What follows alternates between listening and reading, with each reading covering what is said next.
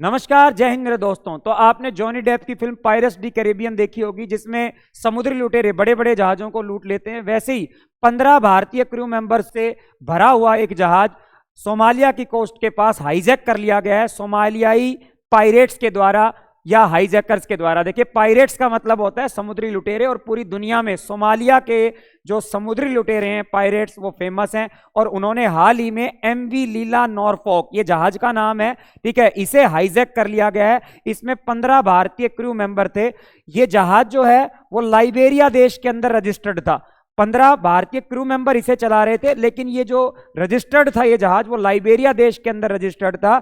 और आपके सोमालिया के समुद्री लुटेरों ने, जो पूरी दुनिया के अंदर आतंक का पर्याय माने जाते हैं, समुद्र के अंदर डकैत माने जाते हैं, इनके द्वारा इसे अभी हाईजैक कर लिया गया है। अब सबसे पहले देखिए, सोमालिया की लोकेशन देखते हैं और यहां के समुद्री लुटेरे क्यों खतरनाक हैं, क्यों ये ज्यादातर जहाजों को लूटते हैं, इसका कारण देखते हैं। देखिए, ये अफ्रीका महाद्वीप है। अफ्रीका महाद्वीप में इस एरिया को हम हॉर्न ऑफ अफ्रीका बोलते हैं। ये सींग जैसा जो हिस्सा निकला हुआ है, इसे हॉर्न ऑफ अफ्रीका बोलते हैं। और हॉर्न ऑफ अफ्रीका के अंदर ये जो पहला देश है ना, ये पहला देश, इसी को हम सोमालिया बोलते हैं।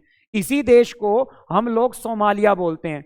अब यहां पर समुद्री लुटेरों के ज्यादा होने का, हाईजैक होने का कारण क्या है? देखिए, इसी के साइड से, यहां से, इस जगह से जो आप लोगों की बाब उल मंदाब जलसंधि, ये लाल सागर है, इस लाल सागर से यहां पर स्वेज नहर है आपकी इजिप्ट मिस्र के अंदर, ये भूमध्य सागर है। यहां से होकर भूमध्य सागर, जिब्राल्टर जलसंधि से होते हुए एक समुद्री रास्ता जाता है यूरोप को, स्वेज कैनाल वाला रास्ता, जो कि आपके भूमध्य सागर लाल सागर को जोड़ते हैं। और एशिया और यूरोप के बीच में जो ज्यादातर समुद्री व्यापार होता है वो इसी रास्ते से होता है। इसलिए जितने भी बड़े जहाज जाएंगे वो इसी रास्ते से होकर जाएंगे और उनको सोमालिया के आगे से होकर जाना पड़ेगा। इसी बात का फायदा उठाते हैं ये समुद्री लुटेरे सोमालिया के, और यहां से जाने वाले जो जहाज हैं इनको हाईजैक कर लेते हैं।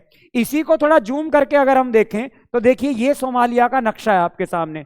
हालांकि सोमालिया पूरे अफ्रीका महाद्वीप में सबसे लंबी कोस्ट लाइन वाला कंट्री है। पूरे अफ्रीका महाद्वीप में अगर आप देखोगे ना, किसी कंट्री के पास इतनी लंबी कोस्ट लाइन नहीं है, क्योंकि इसकी टू साइडेड है ना, टू साइडेड ओपन है, इधर से भी और इधर से भी। आप देखेंगे इधर से भी, इधर से भी टू साइडेड है, सबसे लंबी कोस्ट लाइन वाला कंट्री है। और यहां से जो जहाज जाते हैं, इधर भी जो जहाज जाते हैं, उनको यहां के समुद्री लुटेरे जो हैं वो शिकार बना लेते हैं।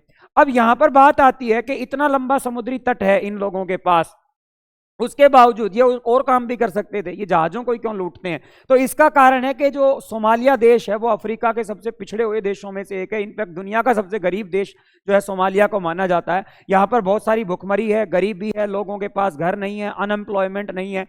और इसका कारण है कि जो सोमालिया है इसमें भयंकर अकाल पड़े हैं, प्राकृतिक आपदा, नेचुरल डिजास्टर बहुत आए हैं, सॉयल इरोजन के कारण यहाँ एग्रीकल्चर बिल्कुल जो है खत्म हो चुकी है।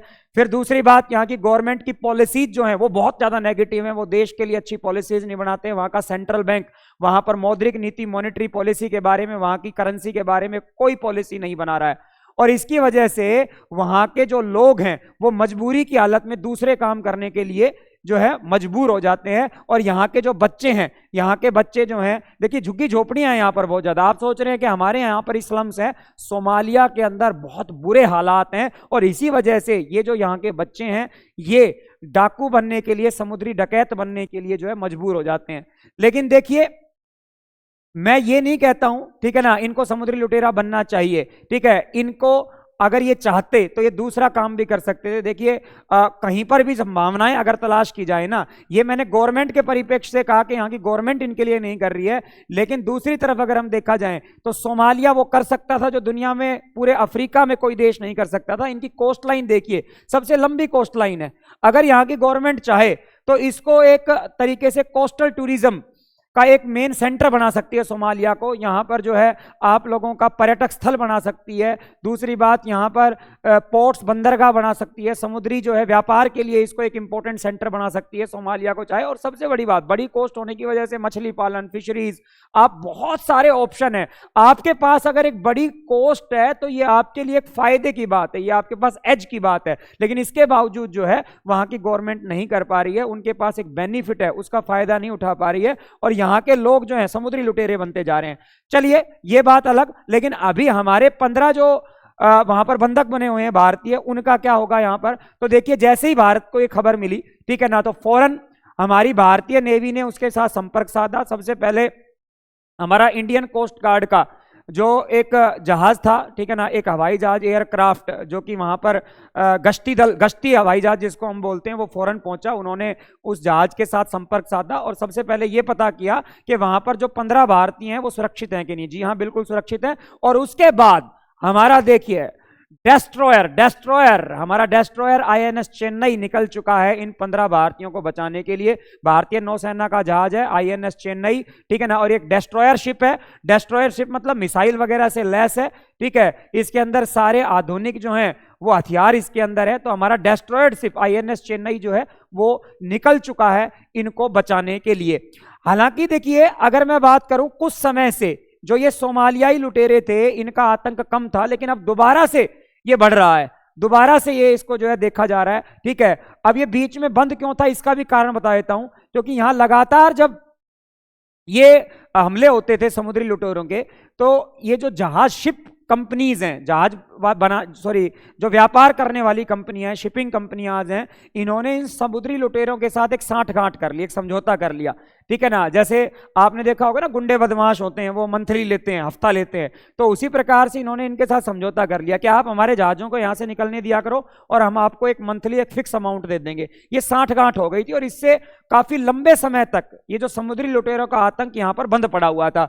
ये जो अपने पीक पर था ना, 2008 से 2013 के बीच में ये समुद्री लुटेरों का आतंक अपने पीक पर था, लेकिन लगभग 10 साल से 13 से 23 के बीच में, ठीक है ना, ये शांत रहा। लेकिन अब पिछले कुछ दिनों से फिर से ये बढ़ती हुई समुद्री दुर्घटनाएं देखी जा रही हैं, समुद्री लूट, हाईजैक लूट की घटनाएं देखी जा रही हैं, जो कि एक चिंता का विषय है, ठीक है। तो ये हमारे आज की टॉपिक के बारे में हमारी पूरी की पूरी एनालिसिस थी। अब मैं आपसे इस वीडियो के एंड में एक क्वेश्चन पूछ रहा हूं जिसका उत्तर आपको कमेंट बॉक्स में देखना है। Which is the capital of Somalia? Mogadishu, Mombasa, Maputo, Madagascar, कौन सी कैपिटल है हमारे सोमालिया देश की? कमेंट बॉक्स में जरूर बताइएगा और ऐसे ही शानदार वीडियो देखने के लिए चैनल को सब्सक्राइब कीजिएगा। जय हिंद, जय भारत, वंदे मातरम।